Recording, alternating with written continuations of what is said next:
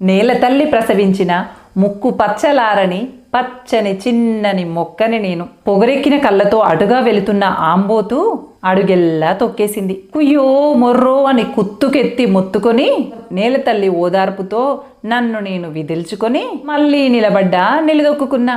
ఓ చిట్టి దూడకి ఆకలేసింది కాబోలు. విరిసి విరియని నా చిన్ని మొలకని అమాంతం నమిలేసింది. మౌనంగా మొండిగా మూలిగా. అయినా చిట్టి దూడ ఆకలి తీర్చినందుకు సంతోషపడ్డా. మరింత చేవ తెచ్చుకొని మళ్ళీ చిగురించా. వయసుకొచ్చిన పడుచు పిల్లల పచ్చని ఆకుల పరికిని కట్టుకొని ఏపుగా ఎదిగా. దారిన పోయే దానయ్య కొడుకు చేతులు దురద పెట్టాయో ఏమో. నా పరికిని జార్చి నా లేలేతని కొమ్మల చేతులు విరిచి కూలదోసిపోయాడు. వశం తప్పి వడలిపోయి ఒరిగిపోయా. అయినా ఎదగడం ఆగలేదు, నా ప్రయత్నం వీడలేదు. ఏ పాపిష్టి కన్ను పడకుండా మహావృక్షాన్నై నీడనిచ్చే గొడుగునై పక్షుల పాలిట కల్పతరువునై ఒద్దికగా ఎదిగి ఒదిగిపోయా.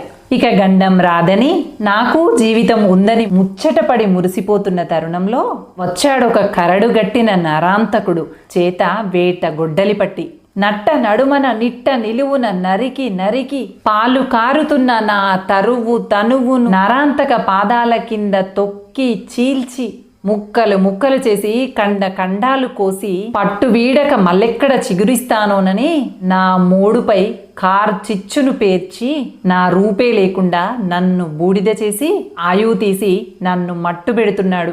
చిచ్చులో బూడిదనైపోతున్నందుకు కాదు నా బాధంతా. నన్ను తెగనరికి నా శిథిలంపై రాంతకుడు లిఖించిన అక్షరాలు చూసే నా అసలైన బాధ. ఎంత దారుణం. చూసారా శిలాఫలకం వేసి పచ్చని చెట్లు ప్రగతికి మెట్లు అని రాశాడు. అయ్యో ఎంతటి అబద్ధం. అమ్మో నా రోదన మీకు వినిపిస్తుందా?